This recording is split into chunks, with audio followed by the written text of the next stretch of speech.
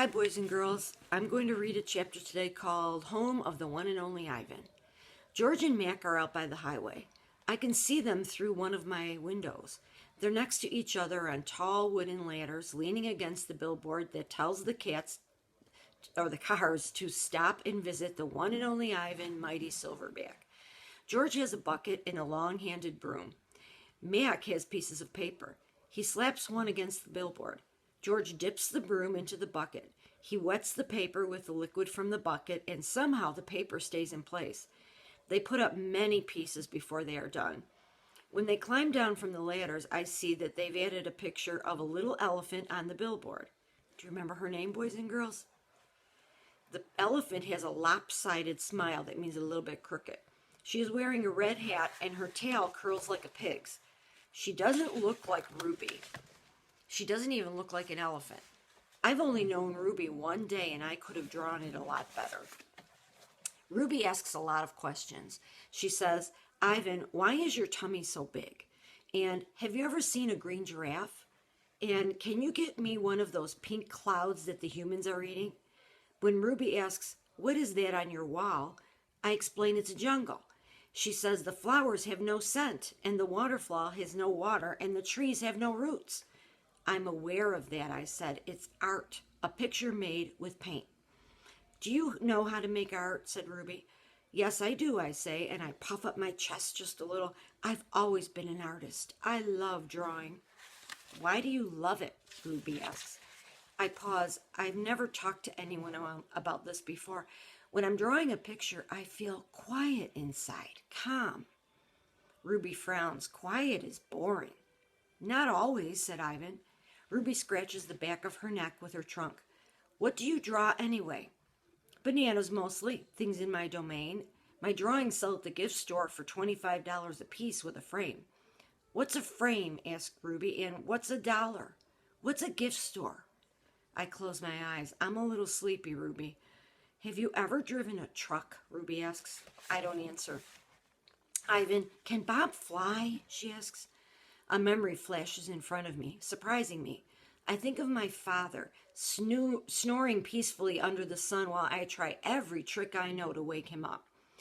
Maybe I realize he wasn't really such a sound sleeper after all. How's that foot, old girl? George asks Stella. Stella pokes her trunk between the bars. She inspects George's right pocket for the treat he always brings her every night without fail. George doesn't always bring me treats. Stella's his favorite, but I don't mind. She's mine too. Stella sees that George's pocket is empty. She gives George a frustrated nudge with her trunk, and Julia giggles. Stella moves to George's left pocket and discovers a carrot. Nimbly, she removes it. Mac walks past. Toilet's plugged up in the men's bathroom, he says. Big mess. I'll take care of it, George sighs. Mac turns to leave. Before you go, Mac, George says, you might want to take a look at Stella's foot. I think it's infected again. Darn thing never does heal up right, Mac says, and he rubs his eyes. I'll keep an eye on it.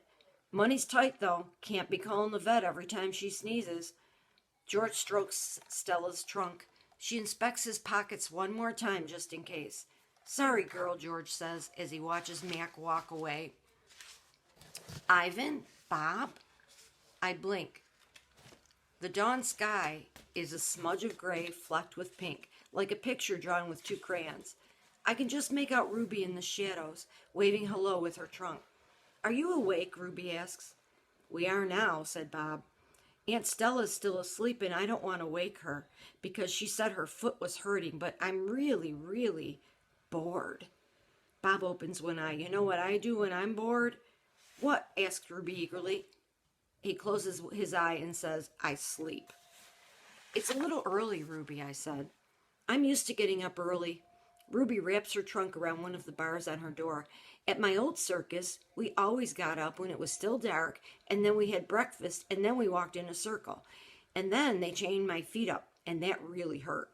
Ruby falls silent. Instantly, Bob is snoring. Ivan, Ruby asks, do you know any jokes?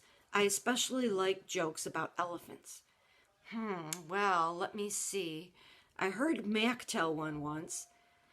How can you tell that an elephant has been in the refrigerator? How? By the footprints in the butter. Ruby doesn't react. I sit up on my elbows, trying not to disturb Bob. Get it? What's a refrigerator? Asks Ruby. It's a human thing. It's a cold box with a door, and they put food inside. They put food in the door or food in the box? And is it a big box or a little box? Asks Ruby. I can see this is going to take a while, so I sit up all the way. Bob slides off, grumbling. I reach for my pencil, the one I snapped in half with my teeth. Here, I say, I'll draw you a picture of one. In the dim light, it takes me a minute to find a piece of the paper Julia gave me. The page is a little damp and has a smear of something orange on it. I think it's from a tangerine. I try my best to make a refrigerator. The broken pencil is not cooperating, but I do what I can. By the time I'm done, the first streaks of morning sun had appeared in flashy cartoon colors. I hold up my picture for Ruby to see. She studies it intently, her head turned so that one black eye is trained on my drawing. Wow, you made that? Is this the thing you were telling me about before, art? Sure is. I can draw all kinds of things. I'm especially good at fruit. Could you draw a banana right now? Ruby asks.